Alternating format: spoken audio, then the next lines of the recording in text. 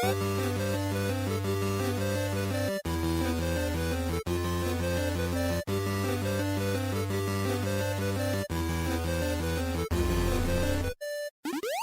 the Friendly Fire Show, episode 255 for November 2023. We're almost at the end of the year. It's been a crazy one, and I'm happy that's the case. I'm one of your co-hosts, Steve Wright. Joining me, Ben Salter. Hello, Ben. We're also like a couple weeks from your wedding. No pressure. I know, it's a busy time, Steve. Well, no pressure for you either. You're apparently writing all the material for everyone, I'm hearing. So it's basically just going to be covers of Steve material, essentially. But you get to play an active role that way. If it goes well, I'll take full credit. If it goes horribly wrong, I had nothing to do with it. That's my story. No one accepted your advice. That's what you can say when it goes wrong. No, it'll be fine. Everyone's on track, I think. I imagine everyone's going to do better than the last, actually 2 weddings ago I went to, where the best man was outrageously drunk to the point that he couldn't read his own notes and had to be held up to stand there.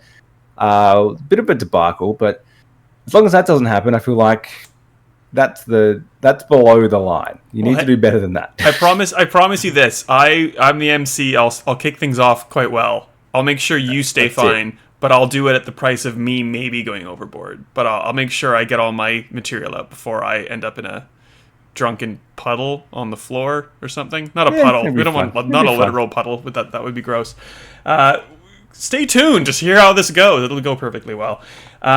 It's a bit of a dud week. We've had so much going on.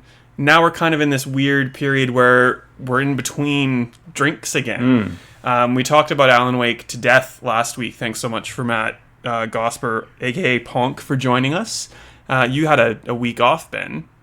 Yeah, I've still barely played Alan Wake, so you didn't want me last week. Yeah, so I just enjoyed not being on the show, not because I didn't get to chat to you, because I don't want to spoil anything Alan Wake for myself. I want to keep it as pure as possible when I eventually get to play it in several years, potentially. You can listen to the first 20 minutes of last week's episode, and then we very clearly spoiler tag it. But so you obviously didn't use the time off to play Alan Wake. What did you do? Real life things? Who knows? I seem to just be busy every weekend. It's wedding season, I've heard. Yeah, I seem to just be going to everyone else's wedding at the moment, and now I've got one more weekend to sort out my own. So that's what I've been doing. I haven't really played anything for the last few weeks, but this weekend I'm going to get back into something. I either got to finish Spider-Man because I'm like 70% of the way through, so I should probably just do that. Or there's Call of Duty as well, so probably one of those two, I'd say. Yeah, just get her done. I've got my cousin's 30th next week and this coming weekend, so and then your wedding. So I had to get all my gaming in during the week, which is fine. I guess we'll play CoD and talk about CoD maybe next week or the week after or something. It's on the horizon, but it's worth doing. A lot of people are reviewing just the campaign, which is obviously already out because you get that. They're selling it as a pre-order bonus. Basically, it's pay now to get the campaign early, then you get multiplayer a week later. I don't really get that. I don't get the separate review for the campaign component of a game that's a lot more than that. Like, you don't do it for any other game, so why do it for Call of Duty? The weird thing about, so we both have access to the campaign right now, but we're playing on Xbox, and it's not Call of Duty Modern Warfare 3 as has been advertised. It's the Call of Duty launcher on PlayStation and Xbox, so there's no platinum for Modern Warfare 3 remaster, remade, whatever you call this. There's a thousand achievements. Remade. Yeah, it's like 39 DLC trophies to Modern Warfare 2 on PlayStation, and on Xbox I haven't actually checked that. I think it's considered the same game there too, and it's very strange. But when you buy it in the store, Modern Warfare 3, it's clearly a different game for $110. But then you buy it, and it just gives you basically a DLC license for Modern Warfare 2. Well, very odd. Installing it is a nightmare because you get the Call of Duty app, and then you go to manage it on Xbox, and it's like a 220 gig or something behemoth thing with and we got the Vault edition from Activision Blizzard, but there's 25 pieces of content that you have to manage, and there's 2 images. It's either the Modern Warfare 2 picture or the Modern Warfare 3 picture, and you just kind of go and tick things off. But especially with the Vault edition, it's just all 10 megabyte files that are just kind of adding it's so weird. It's just, I don't know why Activision Blizzard decided to do this. It's not user friendly. and we'll get into it more next week or the week after when we've actually played more of it. But it was pretty clear talk. I wouldn't even say rumors. It almost seemed confirmed that this was going to be DLC for Modern Warfare 2 originally, and somewhere quite late in the piece, they decided, hang on, let's just sell it for full price as a separate game. But then how it's been released technically and functionally, it feels like it is still DLC. That's how it actually operates. So, a strange situation. And that's even before we played it. So stay tuned for that. We've got some news that literally came out today, unless you had an Optus connection to your house, and then you probably missed it because you've been in the dark for the last day. You can tell when we recorded this. It's actually the same day it's coming out. Miyamoto came out of nowhere, took over the Nintendo account on Twitter, announced he was Miyamoto, and this is Miyamoto. confirmed that a live-action Zelda movie is in the works, which is co-financed by Nintendo and Sony Pictures, and being worked on by Miyamoto and Avi Arad. I think that's how you say his name, something like that. He's the former CEO of like Marvel Studios, the guy that like helped launch the MCU. So, like in terms of that pedigree, a pretty reliable person to lean on when it comes to making a feature film with a giant property. Like where do you want to go with this, Ben? Zelda's your that's jam. all we know. I suppose it's an obvious thing to do, but they haven't done it to this point because maybe it's when you actually delve down into it, it's probably harder to do than you think. But I thought a Mario movie would be pretty hard to make, and they ended up making something that's made billions of dollars, and it's actually relatively successful. Like it's a fun enough watch. Live action's a different kettle of fish though, so it's not gonna, like, at least the Mario movie looked like Mario. Like it was very much it looks like Mario, it didn't sound like Mario, but you kind of got past that because it looked familiar. Yeah. Zelda's not going to do that because we've never had a live action. Like the games have been getting more and more kind of cartoony and cell shaded and less from that kind of Twilight Princess, Ocarina of Time, which are the closest we've got to more of a realistic style, and it's still not really. So whether they do something that kind of looks like that, but in live action setting, or they go like Witcher style and try to go something super realistic, but in the Zelda world, yeah, it's kind of hard to see what they do and which story they go for. So, like, Zelda's a constantly repeating story, but there's different ways that it's presented. And so, like, a Breath of the Wild style world is very different to an Ocarina of Time style world, which I think would be that. I think that's the more traditional Zelda story. I think that's what would make a lot more sense to be turned into a movie. But you'd have to add a lot more to it because a lot of Zelda is just Link on his own, really, for gameplay reasons. Yeah. Zelda's often not actually in the game that much because she's, kidnapped or away somewhere.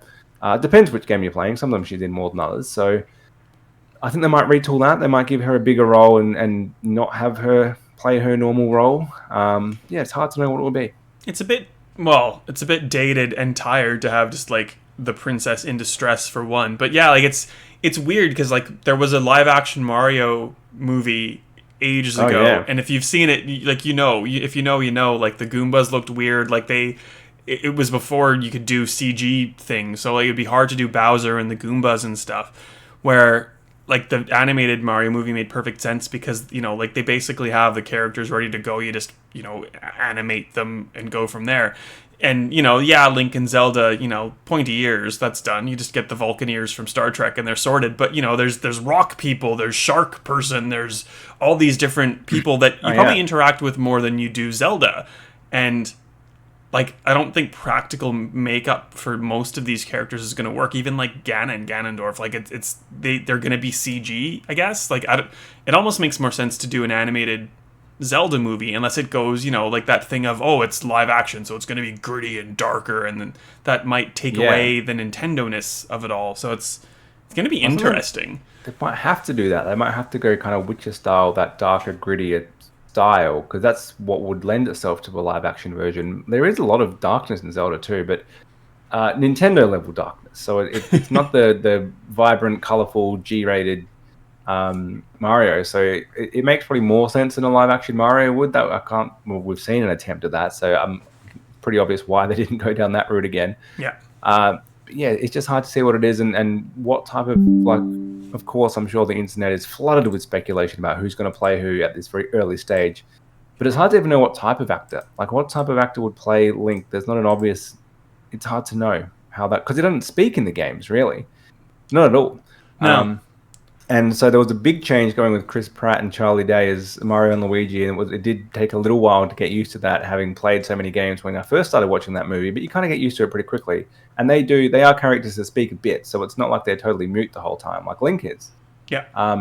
And so it's a change of personality for him to be a bit chattier. Do they go with the dark and disturbed and mysterious, doesn't say much type of character, or do they make him Chris Pratt style, a bit kind of comedic and bubbly and lighthearted and take the mickey out of himself sometimes type of character? Like there's going to be probably more character development, even though you'd say that Link is a more developed character than Mario already. There's more that needs to be built up to actually make that work in a movie. Yeah, like did you ever see the Super Mario Brothers Super Show, or is that a little bit too early? Don't think so. Okay, like it was weird. There were cartoons of the Mario Brothers, but they were like a live action Mario and Luigi. This is like 80s, and they had like a Link, like a Zelda cartoon, and they all spoke. Like the Super Mario Brothers spoke more than they did in the games. And like I don't really remember much about it, but it was like good to me as a 6 or 7 or 8-year-old watching a cartoon on a Saturday or whatever. Yeah, but like that was the core story, and I don't think you can do like an Ocarina of Time, just because I think we're all just sick of time travel and like multiverse shenanigans and stuff. But like, if there was any franchise to kind of tap into that multiverse kind of like, oh, everything's reset and it's like the same story but slightly different, like Zelda kind of would fit very well with that. But I think everyone's just so tired of it, it's not going to do well. And then they actually, if they do go with that as even a loose inspiration, they've got the issue of they've got to need a kid Link and then an older Link, which is probably unnecessarily confusing. He's basically going to be the main character and possibly the only recognizable character if we're going to go with the various different style of creatures. Outside of that, he's the only really human-looking one outside of random NPCs, basically. Yeah. So, yeah, maybe they wouldn't go that, but maybe that style. I think like your Breath of the Wild style world where it's kind of a post-apocalyptic. There's not many people around. Like I just don't see that working in the same way that some of the earlier games did. Yeah, we don't really know anything about it. I feel like they're probably pretty confident in it to have. Or Miyamoto just got a bit rogue and he got the Twitter details and he just put it out there. Could be that. I don't think anything works without 17 approvals at Nintendo, so I highly doubt that. But normally, but I do think that maybe Miyamoto's the one person who can just be like, give us a tweet. It was like Nintendo have very regimented and obvious ways they communicate these things, and this is a bit outside of that. Like it was very corporate executive. I'm tweeting now. I believe he did dictate it, and then it was translated by Bill Trinan or whoever does it for him now into very clear language. But you normally expect like a little teaser trailer or something. They haven't gone down that path yet, so it's probably a while away. Yeah. But they must be confident it's going to be good to have said something now. Like they're so protective of all their properties. The fact that they were pretty clear on we're going to be heavily involved, like we were for the Mario movie, and look how great that was, or look how successful that was. Yeah. Makes me think they're onto a winner, and they've got an idea of how it's going to work. It's not just as someone's come to them and say, "Look, we're going to make you a Zelda movie," and they've announced at that point. It's probably some way down the line. Yeah, well, and like all the news really was in those 2 tweets, but like Nintendo did follow it up with a proper Japanese corporate press release where that's where like the Sony Pictures Entertainment collaboration came into play. So like there's a strategy there, but yeah, it's weird that there's not a piece of concept art, there's not a teaser trailer, there's nothing. So like don't hold your breath waiting for this. It's going to be a while still.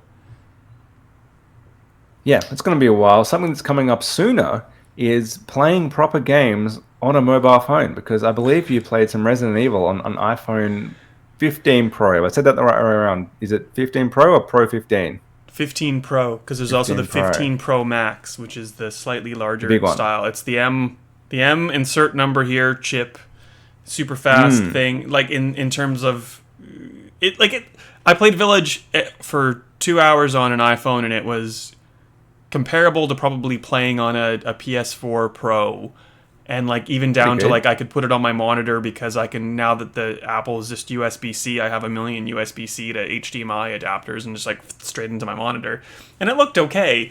I played like 3 different ways. The first was using the touch controls on the phone itself, which is garbage. Like it just, especially for Resident Evil, it doesn't work because you have basically your thumbsticks in one side each of the screen, and then you have like LT and RT buttons on the screen just like slightly above, so like you have to kind of like maneuver your thumbs and your fingers to move your character in the camera, and also like lower and raise your gun and shoot, and just it doesn't work. Too much.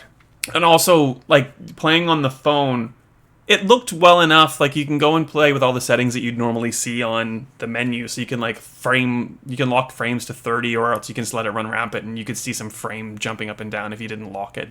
There's, you know, the notch now on the top of the iPhone screen, which of course if you are playing Village you have to rotate the other way, so it's on the left hand side, I guess, or the right hand side, and it's like, yeah, this little black bar that's just, there's no screen or image on it. But if you take a screenshot and post it to the internet, like that notch is obviously filled in with game on the screen, on the screenshot. That was hard to get my head around that. I played with the Backbone. They sent me a Backbone USB-C, they being Backbone, which works with both my Galaxy S22 Ultra and the iPhone 15 Pro. Pro Max is a thing, but I didn't have the Max. Neither phone could fit in the Backbone without taking off their cases, which is kind of like, do you have a phone or do you have a console? Like, it's just, I don't want to, if I want to play a game on a phone, regardless of the phone, like peel off my case and put it in, and then... Yeah, that's why I've got a Razer Kishi, and same thing. Like, theoretically, it'd be great to just stream some xCloud games onto it, or whatever that's called now, Xbox Cloud streaming. But I need to take off the case and then plug it in. Like, the connector for USB-C can't get into the phone with even the thinnest of cases on. So it's just thinking about doing that is like, too much work, too hard basket to get it. Well, yeah, and then like I got like probably 4 hours of gameplay, roughly 3 to 4 hours on a single charge. But then, you know, like if that was your phone, you'd be like you were on the Optus network today in Australia. Like, it's not your phone anymore, it's a Switch or a ROG Ally or a Steam Deck, and it gets better hours in terms of just output for what you're playing than a Steam Deck or a ROG Ally. But also, like, you just don't have your phone, and after 4 hours you no longer have your phone because it's dead, or you need to be sitting on the floor at an airport or something attached to a PowerPoint. Like, it's good. Like, I'm not saying that gaming on an iPhone is bad. Gaming on an iPhone is unnecessary, is basically where I got to. Like, I'd rather just have my phone as a phone, maybe like play a game of Threes or Wordament or something to pass the time, like just with one thumb flicking around in normal phone orientation, portrait. Like, it's, if you needed that to be your primary gaming device, like, I guess you could do it, and you can connect it to a monitor, which was the other way I played, with a Bluetooth controller. But, like, you know, you then need a $2,000 odd phone and a monitor and a game controller. Like, it just go buy an Xbox or a PlayStation, and like, and then you still have your phone. So when you're watching boring cutscenes that you can't skip or something, you can scroll Instagram, because I don't want to say the other alternative. Like, it's just, it works. It's very capable. If that's all you had, great. But it's just, I don't know. Like, there's better ways to do it, especially right now. Maybe in a couple of years, you know, battery life's great. It got pretty hot as well playing Village. I'm sure it's going to get equally as hot playing RE4 when it comes out in December. Like, it's good. It's just not, it's not necessary. Not something you want to do. I think I would, having not done that, totally agree. Like, I don't see the point. Like, it's great to see how powerful something in your pocket is. It's almost a test case. It's the, when everyone used to be, but can it run Crysis? It's now, can your phone run a proper console game, or can it run Resident Evil 4? Might be the thing for a while. And it's kind of cool to see that it can be done, but it's not the optimal way to play it. It's not even the second or third best. It's way down the tier list. And yeah, it's hard to see when you do that. I prefer exactly the same, to have a phone available. If I want to play something handheld, like the Switch has kind of nailed that at this point. Yep. And if the Switch 2 comes out and it can play these same level games, which it probably will be able to at some level, at least the ones which are cross-gen, so which includes these games, that kind of then just takes that market back, I would have thought. Yep. I suppose, having said that, the only thing to play devil's advocate is like there's millions of iPhones out there, hundreds of millions. So, when eventually future models also run all these games, and so I suppose they're just opening up potentially, and they're kind of testing the waters with that bigger market. Do people buy these type of games on phone, or are they only going to play the free games, or are they only going to play the $1 games? I have no idea what these cost. Are they still $100, or are they cheap? I think I had the price somewhere. I can't remember now. That's really bad. I opted to, because I've played Village so many times. I didn't want to buy it, and like the review code was offered by Apple, so thanks Apple. But it was like way later in the gamut of me caring. At that point, I'd already played like 2 or 3 hours. I'm like, now I'm done. I guess the other thing that's tied into that is, much like on the Mac, which has, it's now a competent gaming device if you have one of the newer whatever chips. Like, despite the Mac and now the iPad and the iPhone, depending on which one you're talking about, even though they have capacity to run these games, it's not like there's a ton of games that you can actually play on these devices yet. And yeah, good for Capcom for putting Village and RE4 on, but they're also, like RE4's not that old, but it's not new. And it's not like Alan Wake came out on Mac. It's not like Spider-Man is playable on a Mac. Like if you're buying this as your primary gaming device, you're getting a tenth of the games available, or you're tapping into services like xCloud, or like streaming on PlayStation in North America, or NVIDIA GeForce Now. But like, you're not using the power of your phone then to do most of that. You're just using a strong internet connection. So it's unless there's huge adoption, it's the chicken and the egg. Is there huge adoption? No, because there's no games for it. Are there all these games for it? No, because no one's using it for gaming. Like, I don't know how they fix that at this point. Like, if you want a game, you get a console, or you get a Windows PC or a Linux thing to run Steam, and everything's supported. And I don't know how Apple fixes that, to be honest. No, and it feels a bit like a trial. It's almost like no one's buying this phone for its gaming capability. They're buying it because they want the new iPhone. And maybe they're seeing, and this might be why they're using RE4, a game that has kind of some nostalgia value, to go to people who used to be really into games. Maybe they played that specifically. They see there's a new remake of it that's got amazing reviews, and they think, oh, my phone can play that. I don't have any other device that can. Let's give it a go. And maybe it's almost like a test. Do people do that? Do people pay for it? I wouldn't think so, but who knows? Maybe. Well, and it's that weird thing of, and it's not the case for every Xbox Play Anywhere style game. Like, Capcom's pretty good about these kind of things. Like, if you played RE7, you'd know that you could buy it on Xbox and you'd get it on the Windows Store for free. Like, you bought it, so you get to play it. And neither Village nor RE4 are in the same boat. So if you buy the Mac version, as an example, you can't play it. You don't have rights to play it on iOS or iPad. Oh, really? So it's like, how many times... it's just... The ecosystem's not designed or meant for gaming, and it's not being very consumer friendly at this point. But like, maybe this will get Apple to fix that. Like, you buy an app on Mac and you get it on your iPhone. Like, well, the same should happen, especially when you've built that into people's minds for so long with the Apple ecosystem. Like, it has to happen for games, but that means licensing with Capcom, because they're going to lose out in terms of there's so many hurdles to have to think about to get this off the ground, as well as in addition to just general adoption. So it's very much an uphill climb.